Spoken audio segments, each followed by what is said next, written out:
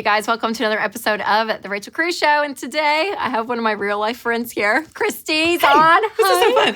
But professionally, she's a writer, a speaker, the host of the Christy Wright Show, right. all of it.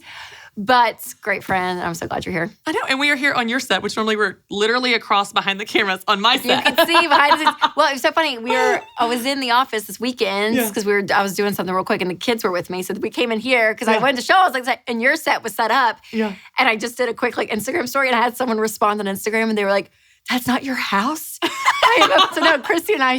Our houses are just right next to each other. It's amazing. It's amazing.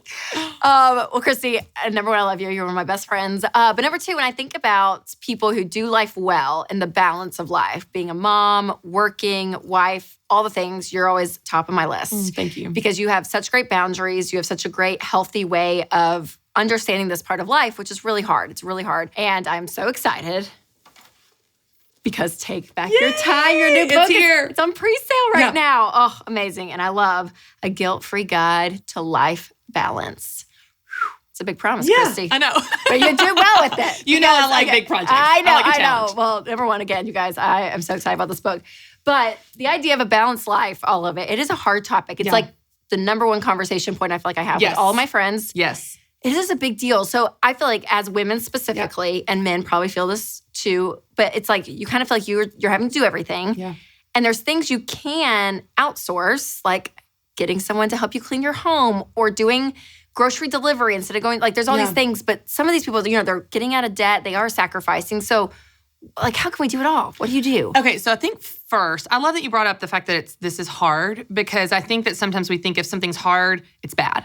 Things can be hard and still good. Yeah. And one of the things that I've really wanted to dig into, because you know Rachel from back in the day, I've been speaking on this topic since 2013. So almost a decade, really even before that originally. And so I've learned a lot because I didn't even have kids at that time. And so I've learned a lot and I've researched and I've spoken to crowds and then in my own life having 3 kids under age 6, I've tried to figure out what does this idea of balance mean? And I think we get it wrong in our culture. I think we think it means I have to do everything for an equal amount of time. I have to do everything well. I work 50% of the time and I'm at home 50% of the time.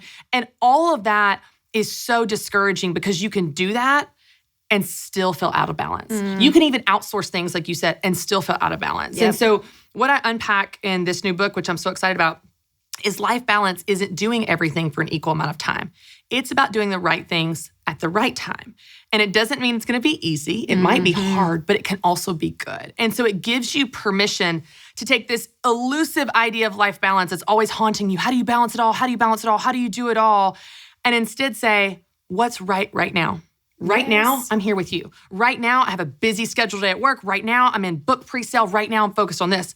There are other seasons where I'm focused on one of my kids because they're struggling, or I'm focused on family time on the beach or whatever. And so it gives you permission to be present in the season that you're in and ask yourself, what's right now? And when you do that, I really believe you will feel the sense of balance that you've been looking for. So good. And I love the idea, it's even day to day. Yes. Like your season, there could be a long season, you know, a theme of your life you look at for months.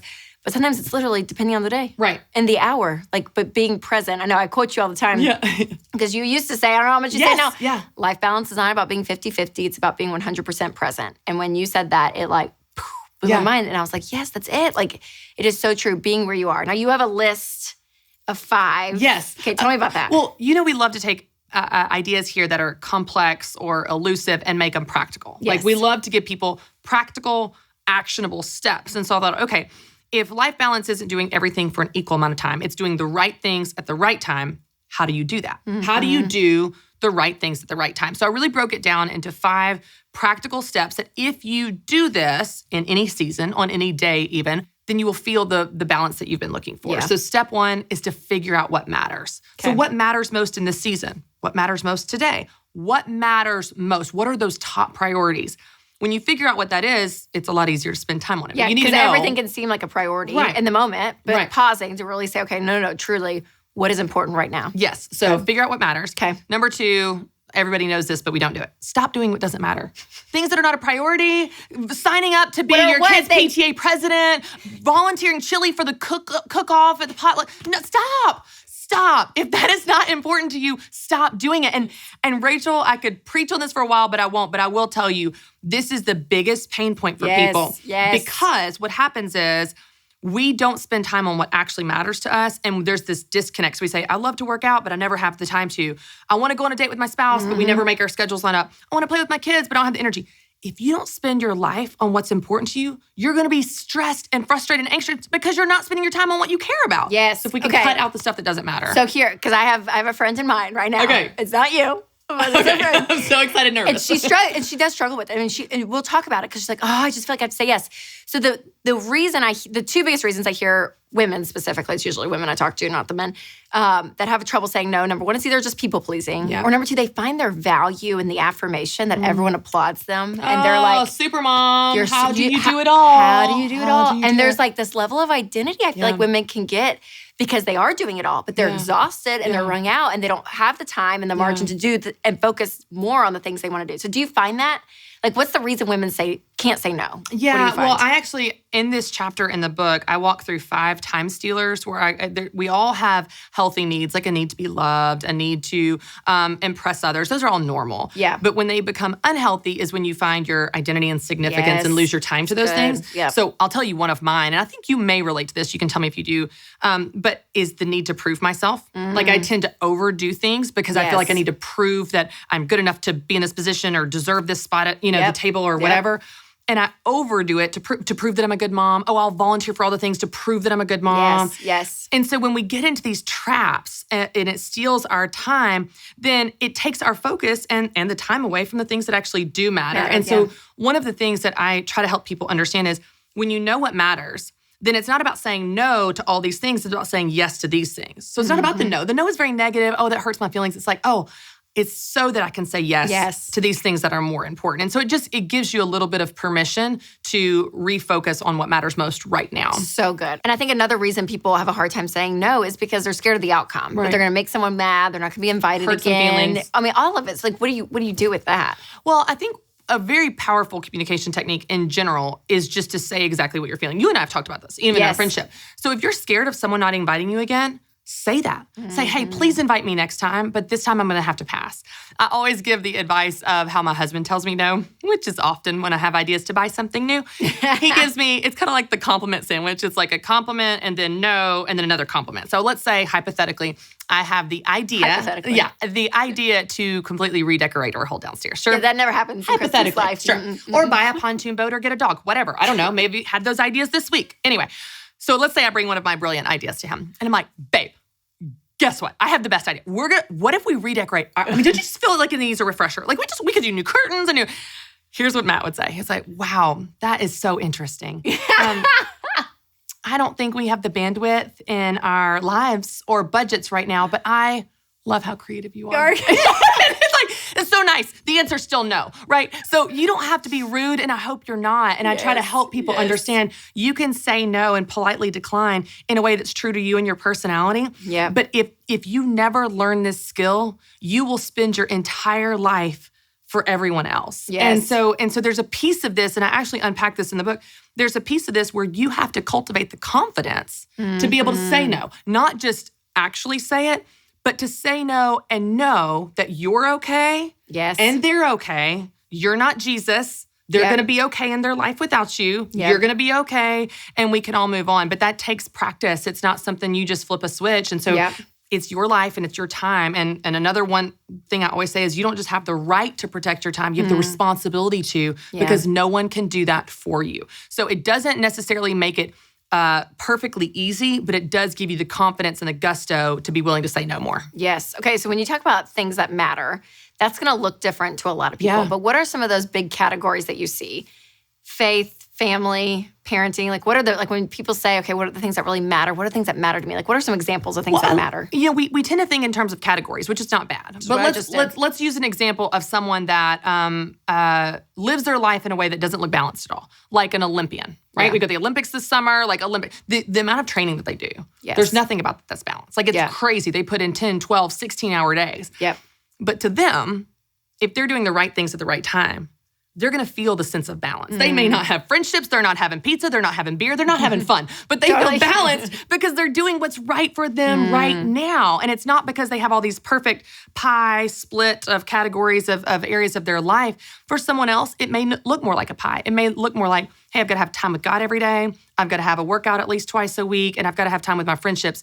And I do give people permission to look at it more in a week to week than a daily. Daily is not realistic.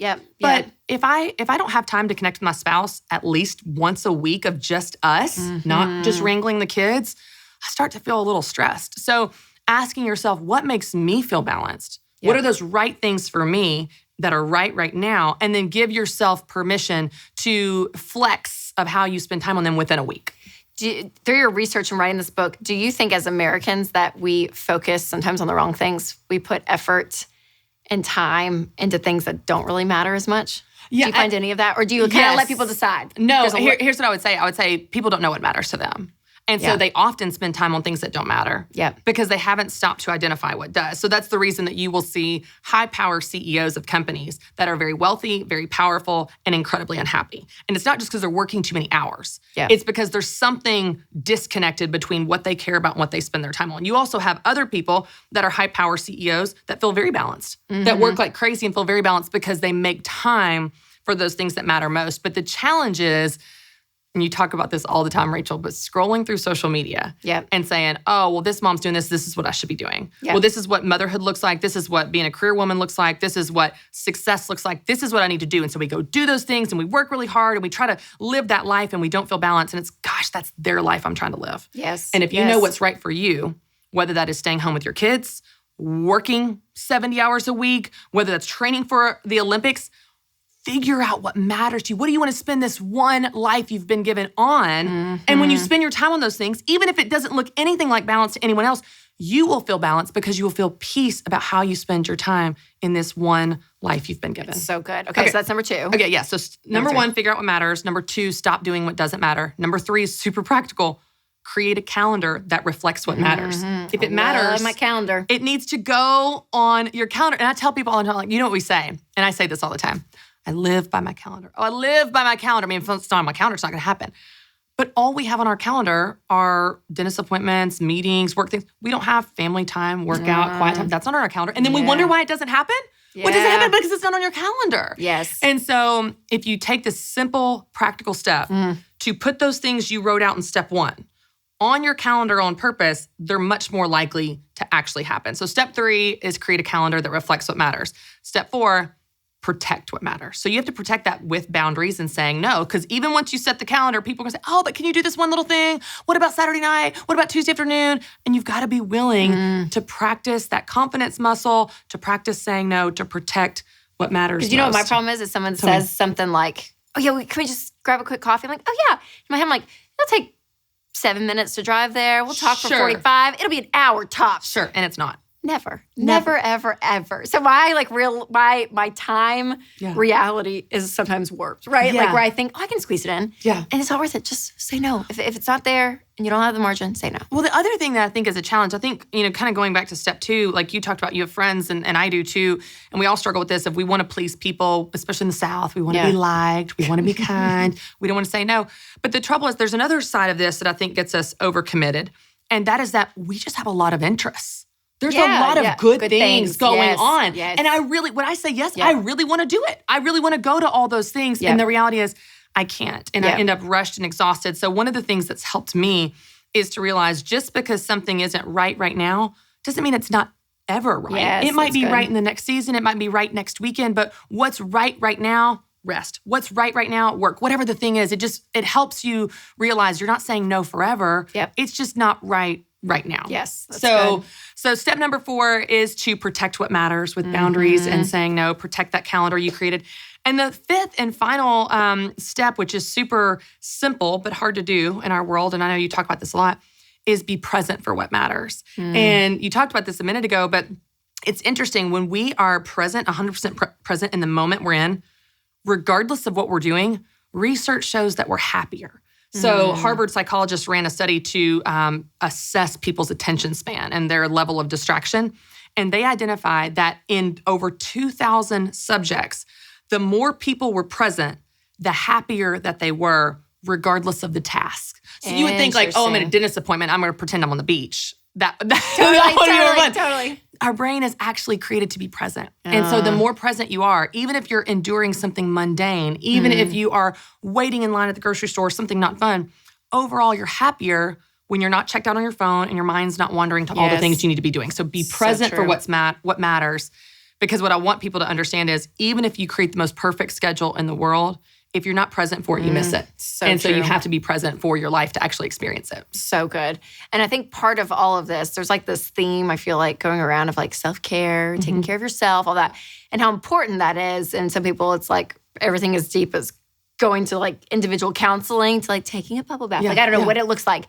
But I feel like when you do have so many things going on, if you are a mom and you're working and you have a wife, all of it, taking care of yourself, sometimes you can feel guilty. Yeah. Do you find that a lot within women and people? Yeah, I think we struggle with that because, and guilt is really a theme in this idea of, especially being a woman, especially when it comes to the topic of life balance. And that's the reason that the subtitle is The Guilt-Free Guide to Life Balance, because really the undercurrent problem I'm solving is not a time issue, it's a guilt issue and setting you free to spend your life guilt-free on what matters most to you. That's good. Now, what's interesting though is I think as going back to self-care, a lot of times because we live in these extremes of like, well, I've got to, every single day, I've got to have quiet time and I've got to also have exercise and I've also got to do yoga and it's like, when are you going to do all that? So just as a simple thing, I try to have 15 minutes to myself every morning.